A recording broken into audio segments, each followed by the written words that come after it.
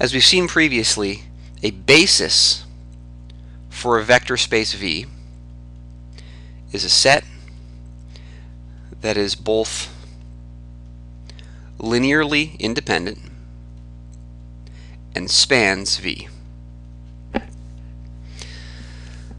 So an example of this, if we take, say, R3, the standard basis for this set is a set of vectors I, J, K. And we've seen before, we can verify this again, we want to verify that it's linearly independent and it spans. So if IJK were to be linearly independent, that means that C1I plus C2J plus C3K equals the 0 vector. This should have only the 0 solution. So let's go and expand this out and see what we get. Combining these together, this gives us C1, C2, C3 equals 0, 0, 0. And then by equating the components, the first component of this equation says C1 equals 0. The second component says that C2 is 0. And the third component says C3 is 0. So this says that the only solution to this is to take C1, C2, and C3 all equal to 0. So that says that this set is linearly independent. Let's see if it spans. To see if it spans R3, what we'll do is we'll let U be any arbitrary vector in R3. That says that U must have components U1, U2, U3. And we want to know if this is in the span of IJK. So what we'll do is set C1I plus C2J plus C3K equals U, and see if we can actually solve the system for C1, C2, C3. If there's no solution, then it doesn't span. If there is a solution, then it does span. So expanding out the vector on the left-hand side, we have C1, C2, C3. Expanding out the vector on the right-hand side, U1, U2, U3. Now equating the components, the x component says that C1 is U1, the y component says that C2 is U2, and the z component says C3 is U3. So that says that we have a solution here. We've found C1, C2, and C3, so B spans R3. Since it is linearly independent and it spans, that says our set B, I, J, K, is a basis for R3. Not only is it a basis, we actually call this the standard basis because it's the one that's sort of the most natural. Let's see if we can find another basis for R3. We just need to come up with 3 vectors that are linearly independent and span all of R3. So for this basis, let's take 1, 1, 0, 1, 0, 1, and 0, 1, 1. So we have 2 questions. Is this linearly independent, and does it span? Well, to check linearly independence, what we'll do is take C1 times the first vector plus C2 times the second plus C3 times the third, set this equal to 0, and see what we get for the solution to this system. By setting the x components equal to each other, we have 1C1 plus 1C2 plus 0C3 equals 0. That was by setting our x components equal. By setting the y components equal, we've got 1C1 plus 0C2 plus 1C3 equals 0. And then finally setting the z components equal, we've got 0C1 plus, I'm sorry, that's not 0. Yeah, 0C1 plus 1C2 plus 1C3 equals 0. And now this just gives us a matrix. This gives us 1, 1, 0 augmented with 0, 1, 0, 1 augmented with 0, and 0, 1, 1 augmented with 0. So we can row reduce this. If we take the negative 1 times the first row and add it to the second to zero out this spot, our bottom row stays unchanged. The top row stays unchanged. If we add negative 1 of this row from the second row, we've got 0. Negative 1 of these here gives us negative 1.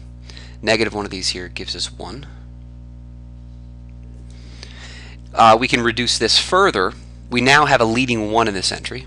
I want to get a leading 1 in one of these two spots. What we can do is add the third row to the second row.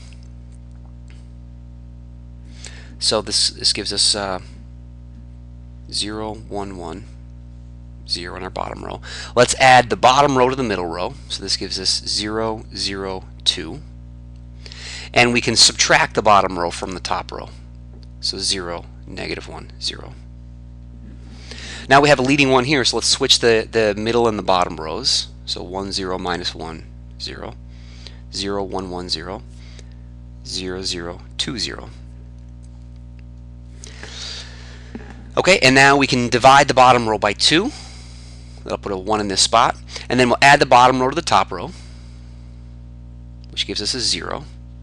And we'll subtract the bottom row from the middle row and leave the bottom row as it is. And so this tells us that C1 equals 0, C2 equals 0, C3 equals 0. So yes, we have linear independence. So what does this look like as far as spanning goes? Let's take that same set and see if it spans R3. So we'll take U to be a vector in R3. And we want to see if C1 times our first vector plus C2 times the second vector plus C3 times the third vector can give us U. Well, if U is in R3, then it has components.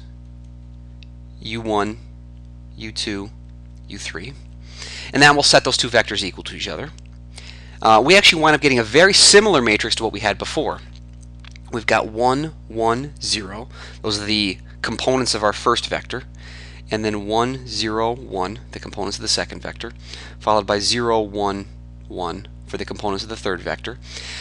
And now, instead of augmenting this with zeros, we augment it with the components, U1, U2, U3. Now we're going to row reduce this the same way we did before. So here we can subtract the top row from the middle row to leave us 1, 1, 0, U1. Now we're taking the middle row minus the top row. That gives us a 0. The middle minus the top, negative 1. Middle minus the top is 1. The middle minus the top is U2 minus U1. Okay, and now let's do the same thing down here. This bottom row we can just leave as is, 0, 1, 1, U3. Now if we follow the same scheme we had before, we want to get a leading 1. So let's add the bottom row, or let's add the bottom row to the middle row. So that'll leave us with 0, 0, 2. Now we're adding the bottom row to the middle row, so this gives us U2 plus U3 minus U1. And now we can do something similar with the top. We can take the top row and subtract the bottom row. So we've got 1, 0, negative 1. Top row minus the bottom row is U1 minus U3. Now we can switch the bottom two rows. So this gives us 0, 1, 1, U3 in the middle. 0, 0, 2, U2 plus U3 minus U1. And our top row will stay 1, 0, minus 1, U1 minus U3. Okay, now we're almost there. We've got a leading 1 in the first column, a leading 1 in the second column. We want this to be a leading 1, so we'll divide the bottom row by 2. If we divide this by 2, we've got a 1, and we've got to divide all these by 2. So it's a little bit more complicated, but it's the same idea as we had for linear independence. Now we can add the bottom row to the top row. And we're going to get 1, 0, 0. Now we're adding the bottom row to the top row. So we've got U1 minus a half U1 is a half U1. So that takes care of our U1 terms. If we look at the U2s, we just have positive U2 over 2. If we look at the U3s, we've got negative U3 plus 1 half U3 is negative 1 half U3. Okay, now let's, so we've got the first row set. Our bottom row is already in the right form, U2 plus U3 minus U1 over 2. And now the middle row, we're going to take the middle row and subtract the bottom row. Gives us 0, 1, 0. And the middle minus the bottom will give us u1 over 2 minus u2 over 2 plus u3 over 2. So the fact that these expressions, so this says that C1 is this expression, C2 is this expression, and C3 is this expression. All of these are well defined. At no point are we ever dividing by any of the u's. We're not dividing by 0. So this works, this expression makes sense. It's defined for all possible combinations of u1, u2, and u3. So we say that this set, B1, spans.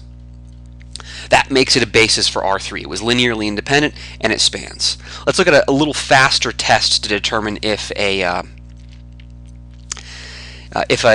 set of vectors is a basis. As we've seen previously, if a set has fewer vectors than the dimension of the space, then it can't span.